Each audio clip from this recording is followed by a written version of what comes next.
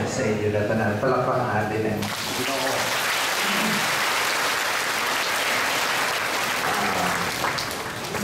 Sa pagbasa sa Ebanghelyo, sinasabi ni Jesus, nagpapaalam na siya, I'm going to the Father. Pupunta na ako sa Ama. And it is good that He is going to the Father. Dahil the Holy Spirit will come.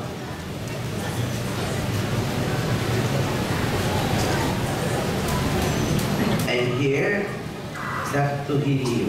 I'm only God's instrument. Instrumento lang po ako ng Diyos. Kanina, pagbaba ko sa airport, may isang babae, sabi, Father, hindi niyo po ako kilala. Pero, umatend ako ng mass dyan sa Santo Rosario. Hinawakan mo ako dito. Hindi mo naman alam. Hindi mo sinatanong sa akin. Pero bumalik na ako. Wala na akong sakit. Napakatagal na panahon ko. Sabi ko, well, purihin ng Diyos, it is the Lord that heals. Praise the Lord. Hindi po ako. I was very young. So, bata pa ako, nung nakatanggap ako ng gift ng healing. Hindi ko naman gusto ito. Hindi ko hiningi. I never asked for it. It's freely given by God. Nung ako'y naging pari na, hindi ko rin gusto na ako'y mag-heal. Dahil akala ko, pare, magbibisa, magbibinyag, magkakasal, maglilibing. Yan. Pero ang naging buhay ko, iba. Hindi ko makakalimutan noong sinabihan ako ng spiritual director ko sa Canada. Ang sabi niya sa akin, matapos niyang malaman yung nangyari. Kasi may naging turning point ang buhay ko kung bakit ako ngayon ginagamit ng Diyos. Kahit na bata pa ako, nung nalaman ko ako'y may gift, I was 16, pagka-graduate ng high school, hindi ko po agad ito matanggap. I wasn't able to accept it right away. It took another 20 years. Nung ako'y mo-ordina na bilang pari sa Canada, nag-membro ako ng Legion of Mary. Parte ng aming pagiging Legion of Mary, we visit the sick. Bibisita kami sa ospital. Yung presidente ng Legion of Mary told me, Reverend, punta tayo sa kaibigan ko, comatose. Pumutok yung ugat sa ulo, brain aneurysm. Sabi ko, may snow, malakas, and I'm feeling well. Bukas na lang ng umaga. True enough, the following day, dumating po siya, umiiyak. Sabi niya, Reverend, hindi na tayo pwedeng pumunta. Namatay na yung kaibigan ko. In 1 hour, 1 oras na lang, tatanggalin na yung mata, idudonate. Yung puso, kasi bata pa, idudonate. Pumirma na ang buong pamilya to donate the vital organs. Masyado po akong nag-guilty. I felt so bad. Sabi ko, nakakakonsensya naman. Baka pwedeng puntahan natin, ma-pray over kahit bago patay na, bago tanggalin ang mata. Pumunta po kami sa hospital. Tapos ko pong i-pray over, nagmulat ang mata. Hanggang ngayon po kayo pa.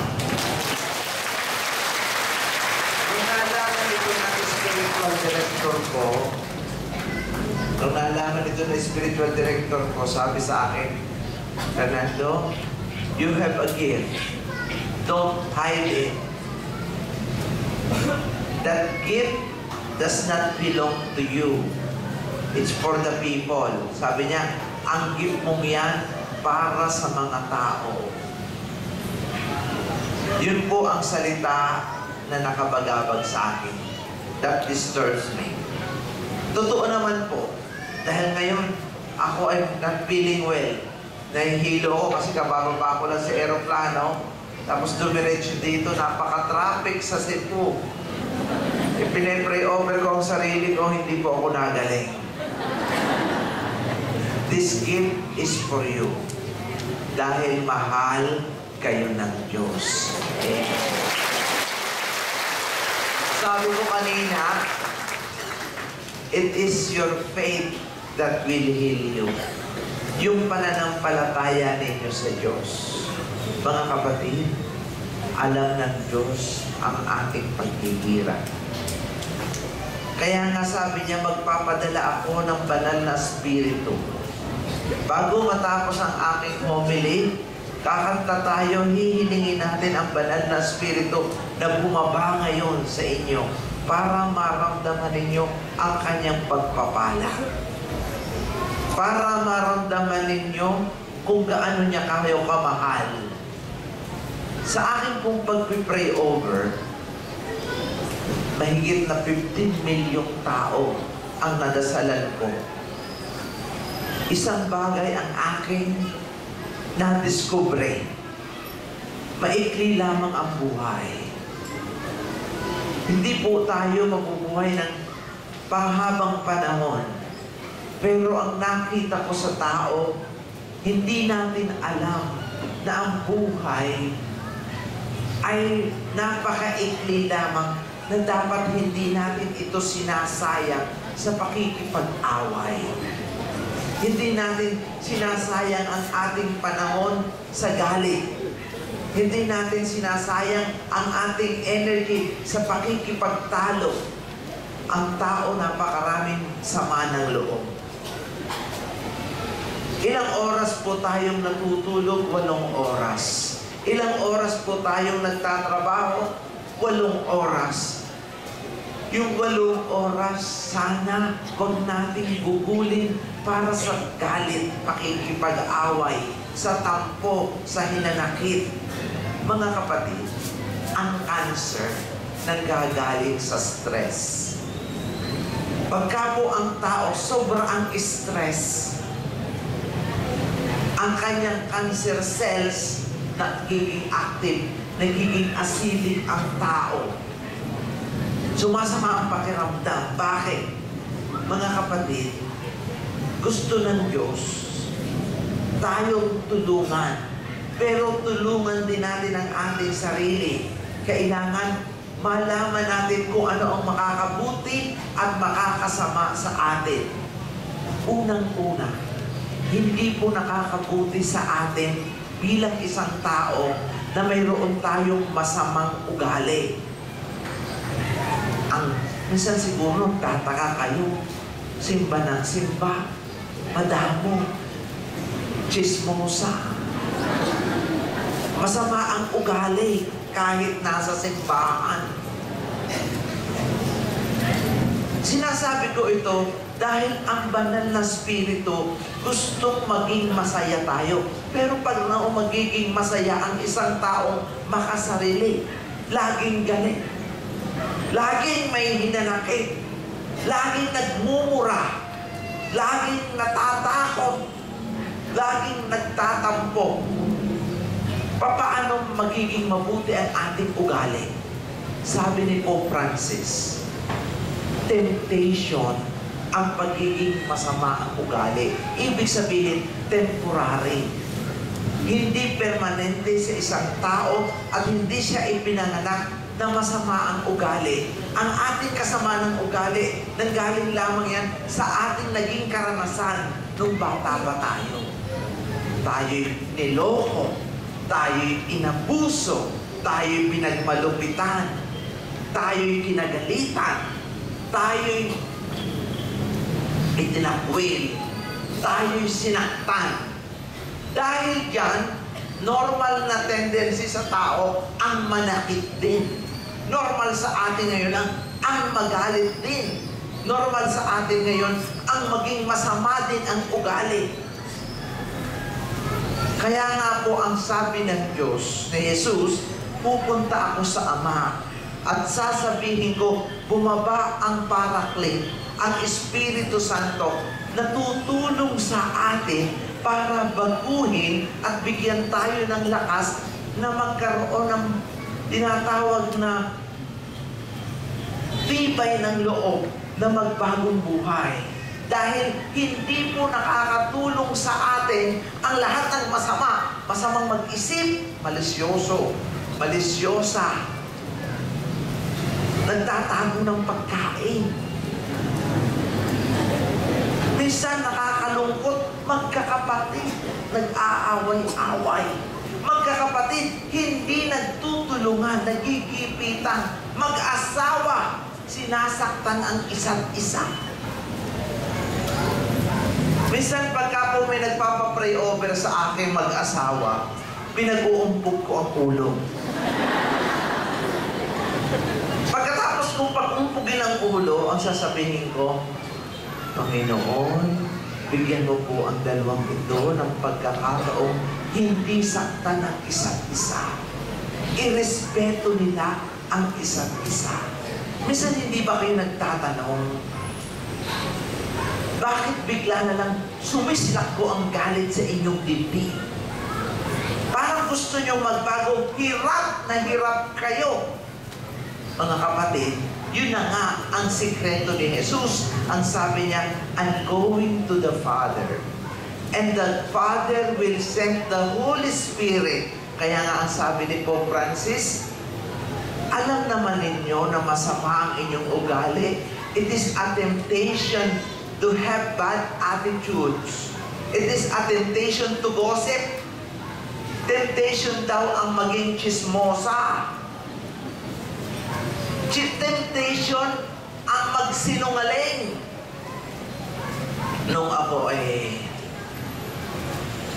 babago pa sa Amerika, may isang sundalo. Sabi niya, Father Suarez, ikaw'y magiging pare, babalik ka sa Pilipinas, may sasabihin ako sa iyo. Pwede ba ang ituro mo sa mga Pilipino? 3 bagay lamang. Ano po yun? Do not lie, do not cheat, do not steal. 3 bagay. Sabi niya, yan ang sakit ng mga Pilipino. Liars, cheaters, stealers. Hindi ko po alam. Sabi ko, ngayon, nagsimula na po akong bumalik sa Pilipinas. Pero hindi po ako nawawala ng pag-asa. Lalong-lalo na nung ako ay nagpunta dito sa Cebu. Dahil sa deposits of faith. Sabi nga, kung sino man ang nananampalataya sa Diyos, walang imposible. Amen. Palakpak. Sinasabi ko po ito, pagka po ako'y nagmimisa, ang inaatake ko o ang aking pinofocus ay ang ugali ng atin. Dahil alam ko, madali nang pagalingin ng Diyos ang inyong mga sakit. Pero ang pinakamahirap pagalingin ay ang masamang ugali dahil nakatandaan na. Nakatandaan na. Wala pong makakatulong sa atin kung hindi ang banal na Espiritu. Kaya po ito sinasabi dahil posible, lalo-lalo na tayong nagdadasal sa Diyos, na sabihin natin ang totoo. Panginoon, ako po'y nagsinungaling. Panginoon, ayaw kong tulungan ang kapatid ko. Panginoon, ako po'y nagsasamantala. Panginoon, tulungan mo po ako magbago. And I'm telling you, yung inyong sakit na yan, secondary na lang. Alam mo ba ang nakakapagpahina sa isang tao? Hindi po ang sakit, kung hindi ang sama ng loob na nararamdaman niya sa kanyang puso at sa kanyang buhay. Kaya po ang gusto ng Panginoon ay tanggalin ang mabigat na na nararamdaman sa ating dibdib. Kasi po ito ay nakakapagpagulo rin ng ating isip. Gusto ng Panginoon, lumaya tayo, maging malaya na tayo nagpupuri sa Diyos, wala tayong paghihiganti sa puso, hindi tayo nagtatanim ng galit. Gusto ng banal na Espiritu, maging masaya tayo. Sabi nga ni Jesus, nakapako, sabi sa Biblia, "Come to me, all of you who are heavily burdened." Hali kayo rito, kayong nabibigatan sa inyong mga dalahin. Mamaya, ipre-pray over ko kayo. Hindi ko rin po akalain sa buhay ko na makita ko mismo ng dalawang mata ko na ang lumpo makalakad. Napakaraming mga lumpo naglakad. Ngayon, maraming maglalakad dito na nasa wheelchair mamaya. Marami. Dahil buhay ang Diyos. Marami, pagbalik ninyo sa inyong doktor, wala na kayong cancer. Marami ang lilinaw ng mata. Kaya ko ito sinasabi dahil, why I'm very sure of it? Dahil buhay ang Diyos. At kayo po ay nananampalataya. Kasi ang sinabi ni Jesus, ito ang kanyang pangako. Kung may isa o dalawa na nagkakatipon sa kanyang pangalan, siya ay nasa gitna natin. Siya po ay nasa gitna natin ngayon kasi nandito kayo, hindi dahil sa akin, kung hindi dahil kay Jesus, na siya naman po ang magpapagaling sa inyo.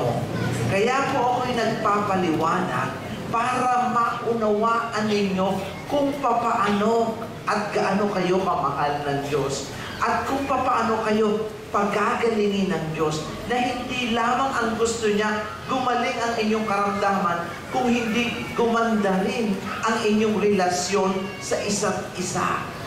Na pag-uwi niyo sa inyong bahay, yung kagalit niyong tao, kapitbahay ninyo, babatiin niyo na, "Kumusta ka na?" Magtataka siya ngayon, "Anong nakain mo?"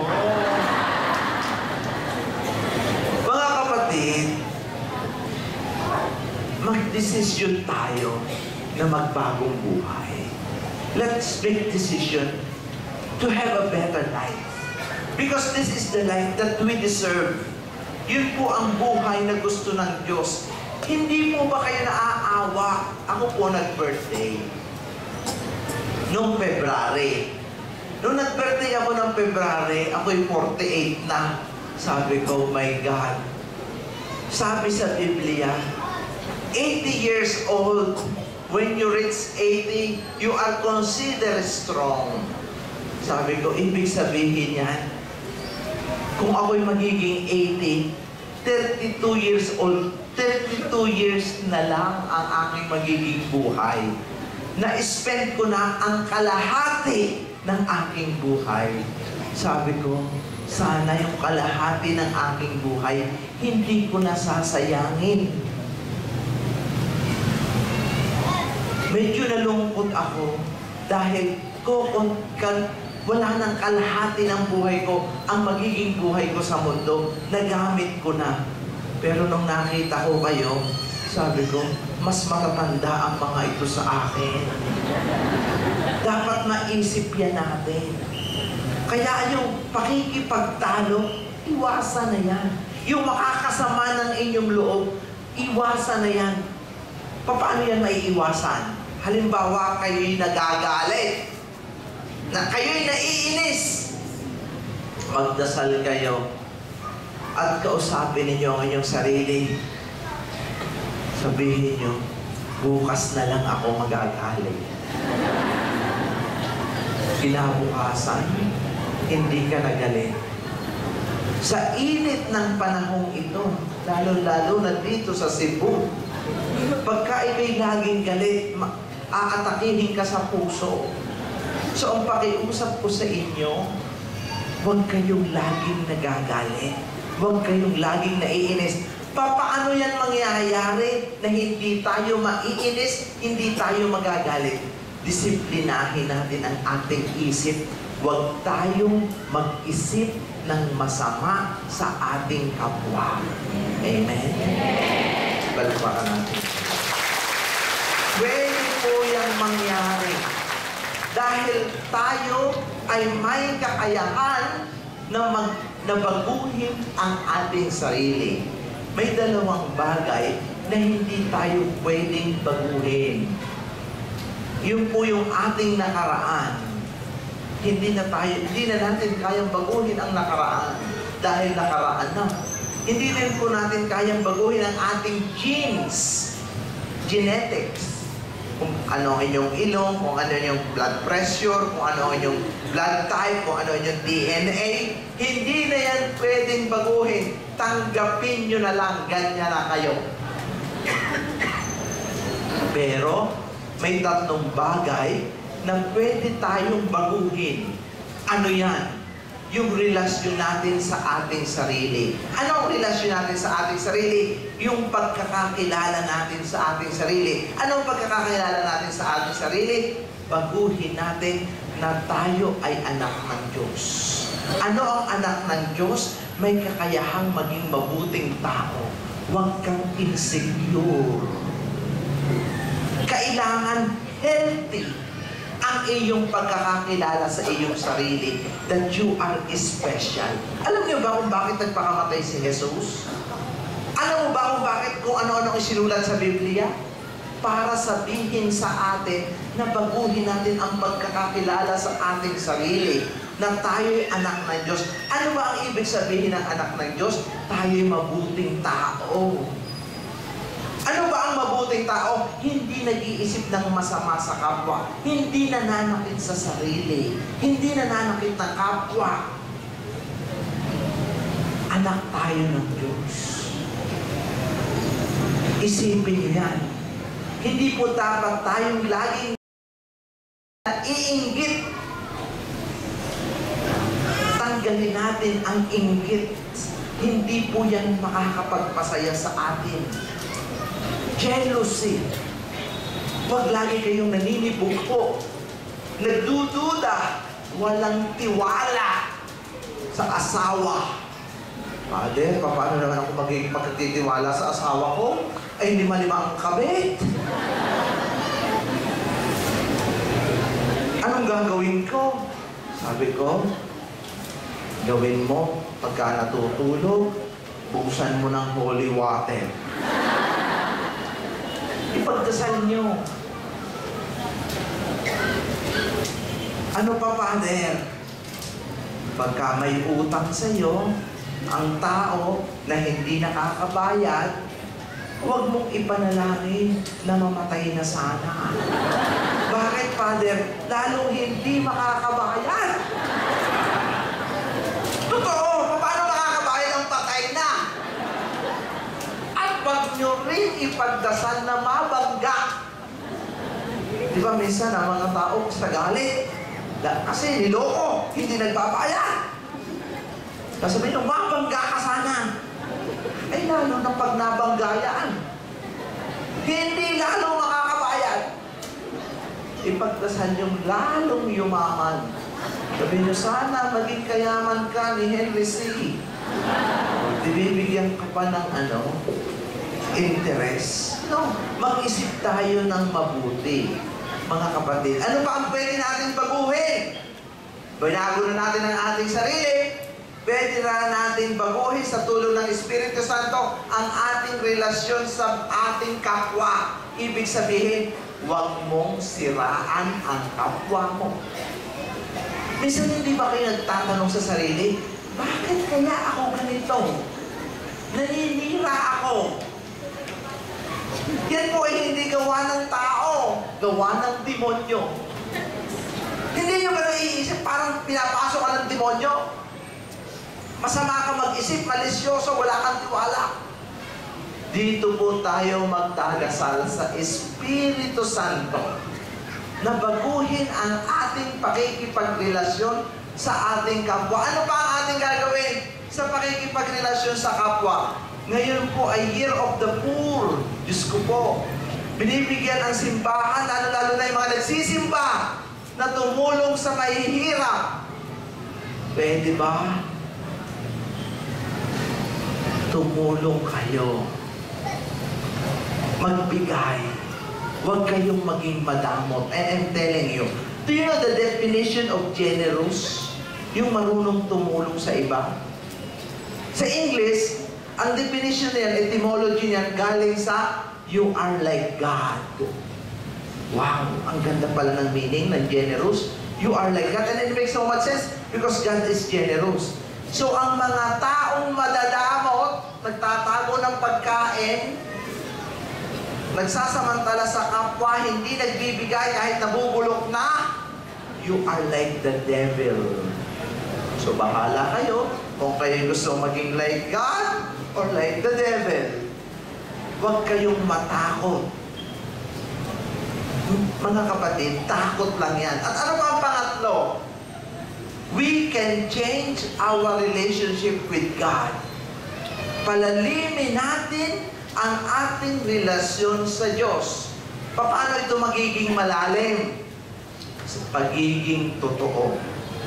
Napakaswerte natin kay Pope Francis. Si Pope Francis introduces to us in our generation, in his papacy, the culture of encounter. Anong ibig sabihin nito? Maging totoo tayo. Lalo-lalo na sa Diyos. Mga kapatid, kailangan maramdaman natin ang Diyos sa ating buhay. Hindi ang Diyos ay nandun lang sa langit. Ang Diyos nasa puso. Ang Diyos nakatingin. Kita lahat ang nangyayari. Kaya wala po tayong maitatago. Anong ibig sabihin yan?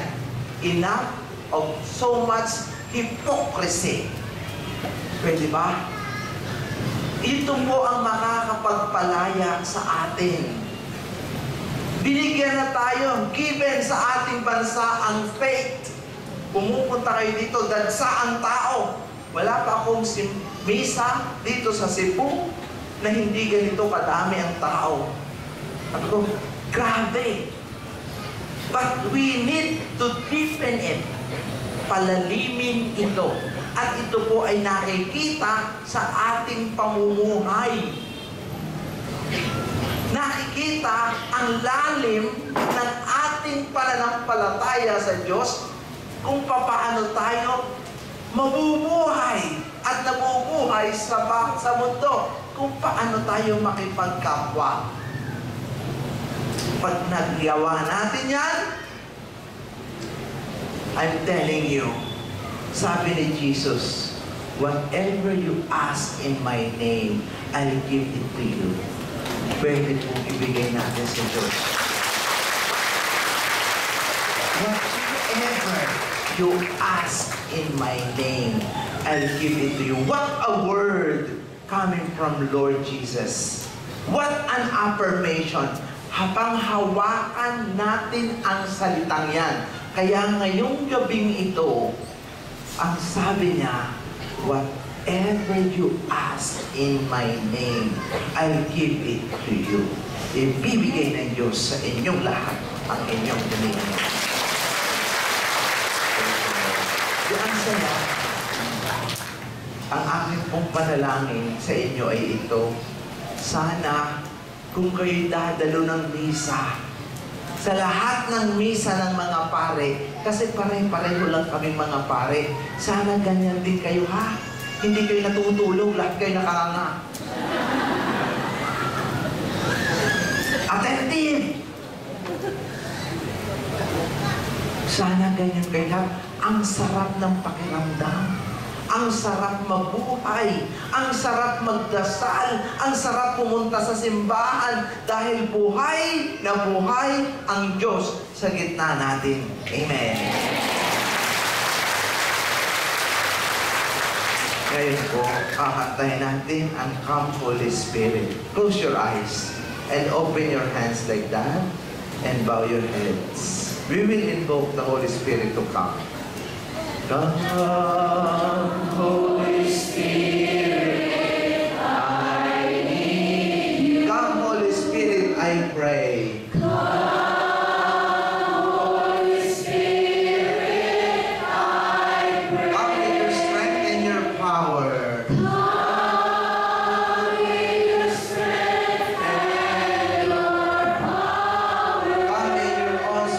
special way.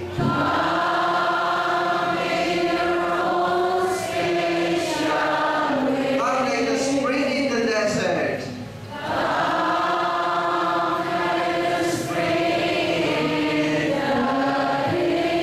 Come to the weary of souls.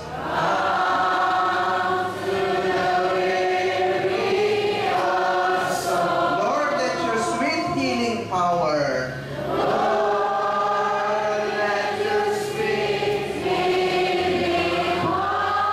come and make us whole.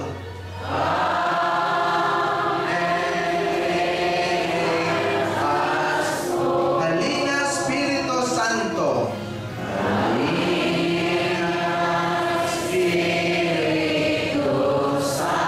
Kinakailangan kita.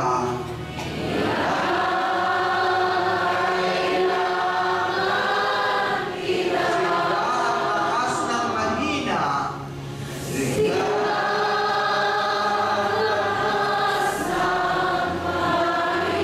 Pag-asa ka naming lahat.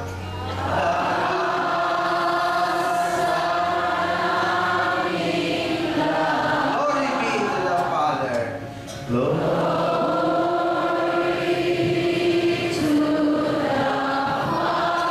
Glory be to the Son. Glory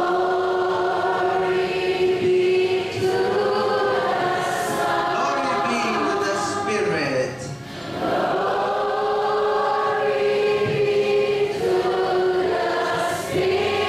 Now and forever. Amen.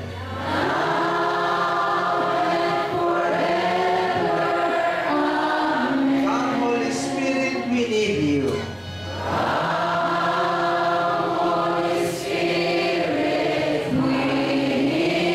Come, Holy Spirit, we pray.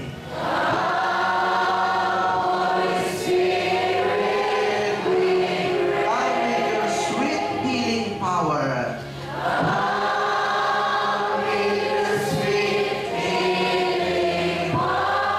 Come and make us whole.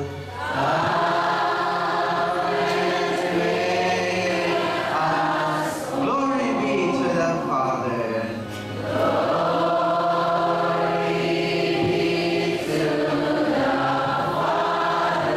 Glory be to the Son. Glory be to the Spirit.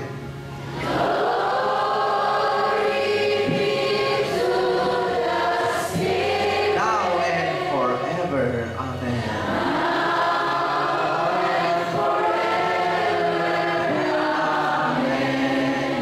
At this very moment, ilagay nyo ngayon ang inyong kamay.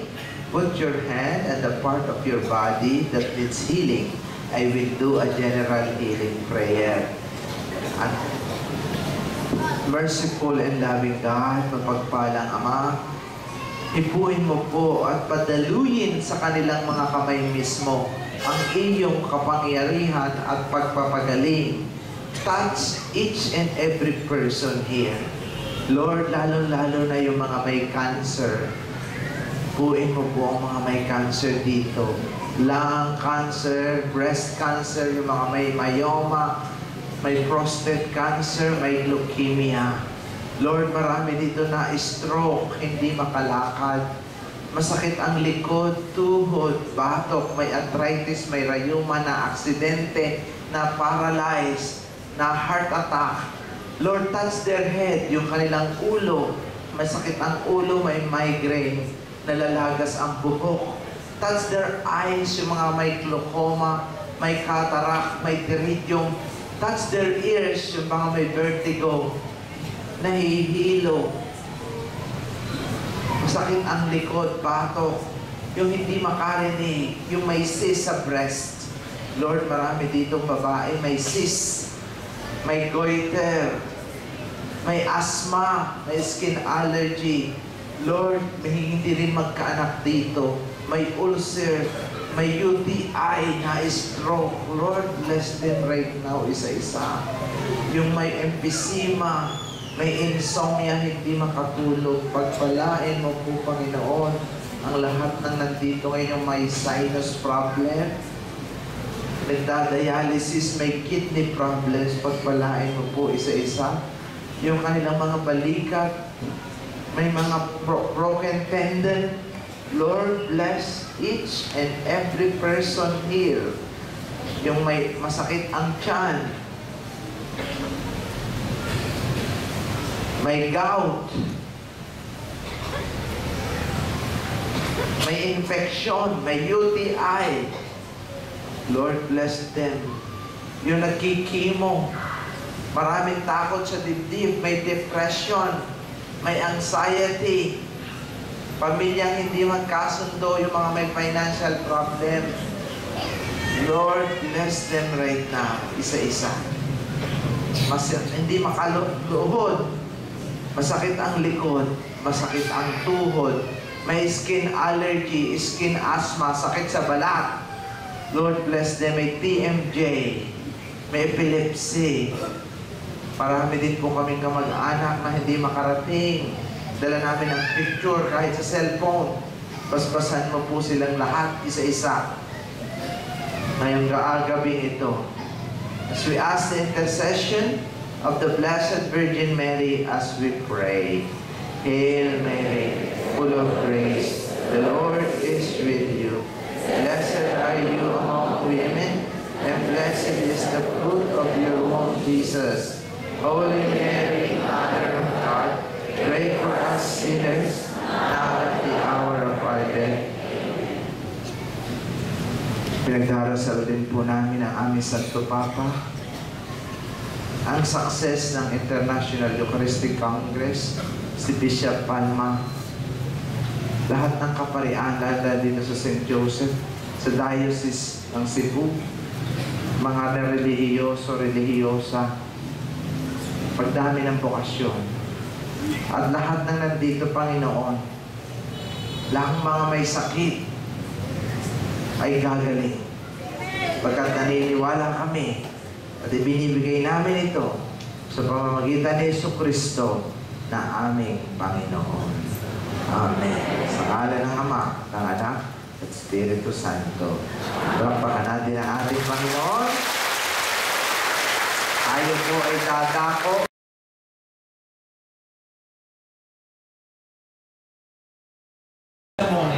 Who's with her?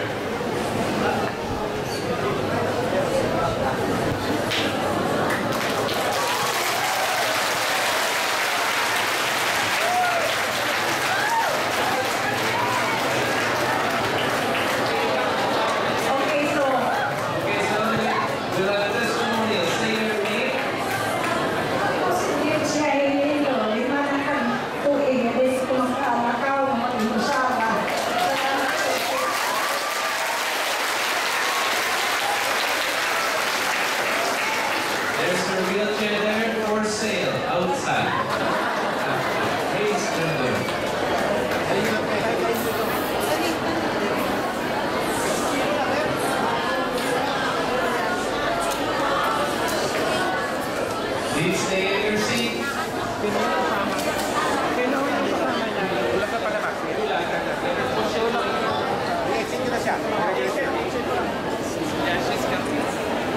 Kaya magtutulak ng wheelchair.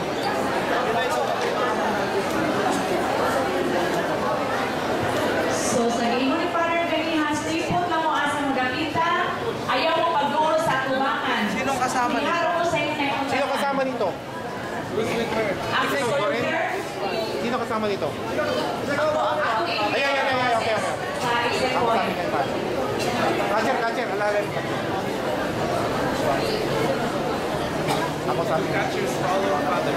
Asan pa? Sino kasama pa? Okay, mga pictures, sunod-sunod oras ni Father. Maybe another testimonial. Say your name and what happened.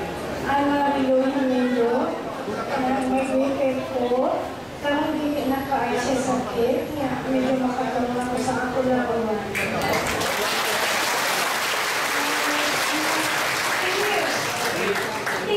For 10 years, she's had the goiter. Father just prayed with her attachment and wala na. Salamat sa Diyos. May isa pa. Gabriela, How old are you? What was the matter before?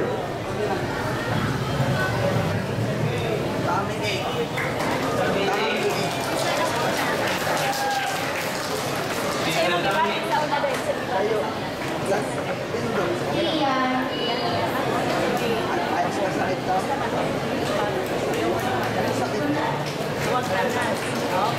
Wala na si Christian. Her stomach ache disappeared. 1 minute. Amen. Thank you, Jesus. Okay, ito na ako mag-pray over. Pwede na siya make sense.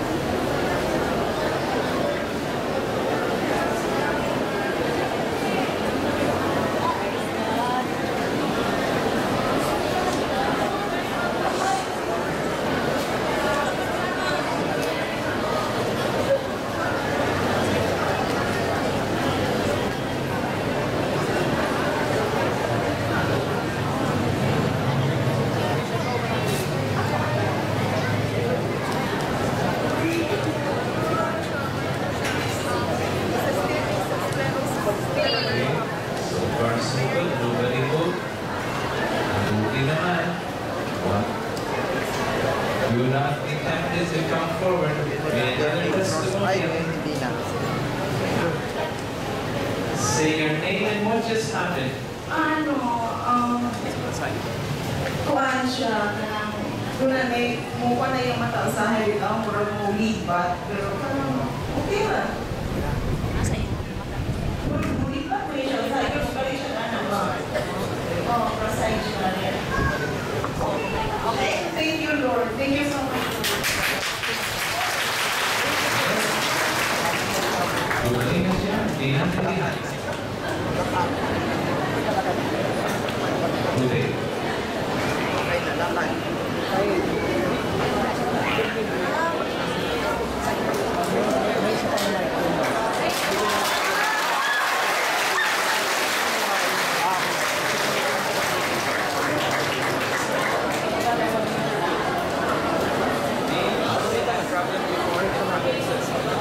Okay, sister. Isa ito ka ma?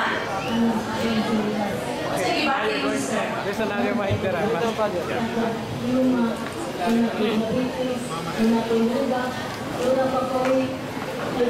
Okay, kasi ibati ka lang sister pag kuman sa pray over ni Father.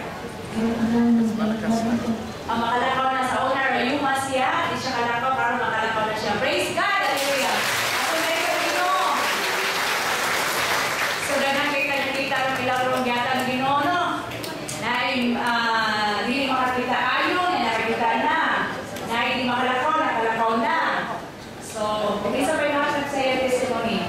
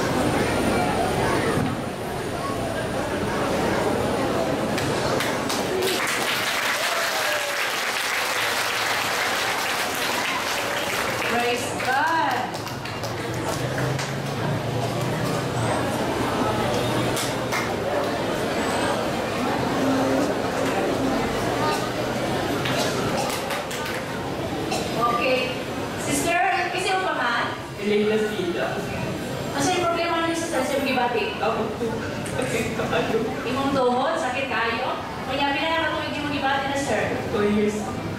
Kunya, kumusta naman ron na imong gibati sa imong tuhod? Nakasakit ka na, pero okay. Okay. Hindi ko malakaw. Okay, dili siya makalakaw niya. Karon, makalakaw na siya. Praise God! Ako sa ito dito.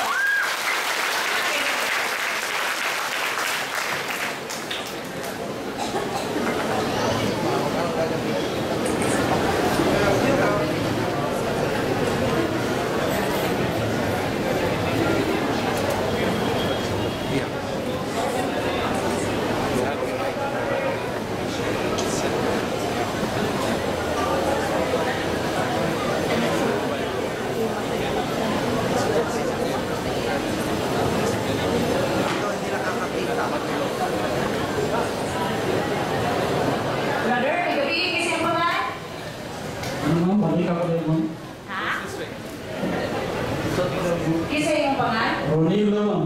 Ronilo, kasi yung gibati, sir. And tomorrow, ma'am, hindi tayo makaklaro, karoon dito naman. Okay, doon na siya brain tumor, and yung right eye, dili ko na makaklaro, o karon makaklaro na. Praise the Lord! Sige, ano yung gibati dyan?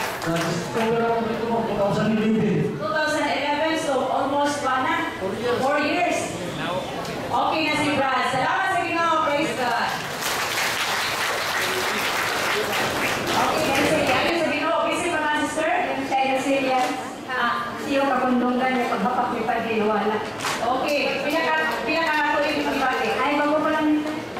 Pagdiwali. Okay, siya pinagdunggan. Ito pang February. Ngayon siya kadugo. Paghapak na ni Father.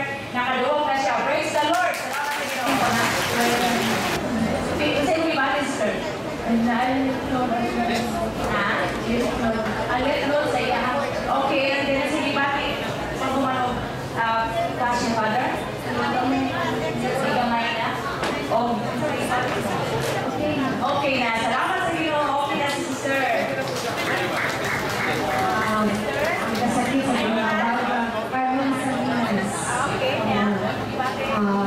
Namay sa akong pamag-check sa akong bata. Kaya kapag nasakit, hindi na katuloy yung ibati. Wala na mga Ano ang mabuhay niya? Okay na sister? Okay, salamat sa Ginoo.